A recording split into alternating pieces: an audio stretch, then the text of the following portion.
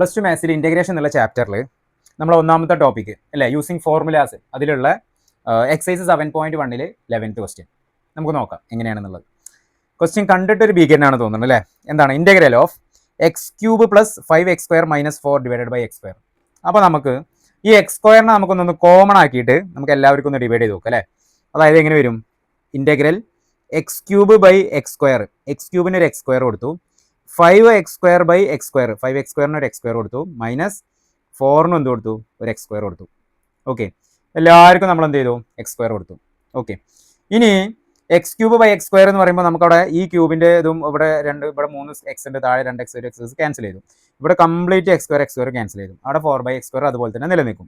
ഇനി നമുക്ക് ഇൻറ്റഗ്രേഷന് ഓരോ ടേമിനും സ്പ്ലിറ്റ് ചെയ്ത് കൊടുത്താൽ ഇവിടെ x² ഇവിടെ കംപ്ലീറ്റ് പോയി. ഫസ്റ്റ് ടേം എന്തായി മാറി, എക്സ് ഡി എക്സ് എന്ന് മാത്രമായി. രണ്ടാമത്തെ ടേം ഇൻറ്റഗ്രൽ 5dx എന്ന് മാത്രമായി. മൂന്നാമത്തെ ടേം ഇൻറ്റഗ്രൽ 4/x². 4/x²നെ താഴെയുള്ള x² നമ്മൾ മുകളിലേക്ക് കൊണ്ടുവരുമ്പോൾ എന്തായിട്ട് നമുക്ക് എഴുതാം, താഴെയുള്ള x² നമ്മൾ മേലേക്ക് കൊണ്ടുവരുമ്പോൾ x⁻² എന്ന് എഴുതിക്കൂടെ.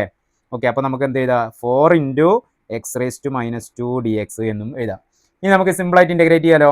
എന്താണ് എക്സ്, ഒരു പവർ, എക്സിൻ്റെ പവർ ഇവിടെ എന്താണുള്ളത്, ഫസ്റ്റ് ടേമിൽ 1 ആണ്, 1 കൂടും, അപ്പോൾ എത്ര 2. അപ്പോൾ നമുക്ക് അതിൻ്റെ ഇൻറ്റഗ്രേഷൻ x²/2 എന്ന് വന്നു. പ്ലസ് 5ൻ്റെ കൂടെ എക്സേ ഇല്ല, ഉണ്ടോ, 5ൻ്റെ കൂടെ എക്സ് ഉണ്ടടാ, 5 × x⁻0 ആണ് അല്ലേ. x⁻0 എന്ന് പറഞ്ഞാൽ എന്താണ്, x⁻0 1 ആണ്, അത് തന്നെയാണ് 5 എന്ന് പറഞ്ഞാൽ.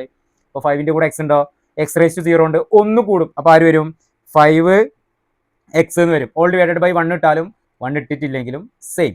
ഇനി അടുത്തത് മൈനസ് 4 × x⁻². ആ x⁻²ൻ്റെ കൂടെ 1 കൂടും, അപ്പോൾ -2 + 1 എന്ന് പറഞ്ഞാൽ എന്തായി, -1 ആയി. അപ്പോൾ നമുക്ക് അതിനെങ്ങനെ എഴുതാം, 4 കോൺസ്റ്റന്റ് ആണ്. അപ്പോൾ നമ്മൾ ഇൻറ്റഗ്രേഷനിലേ ഇപ്പോൾ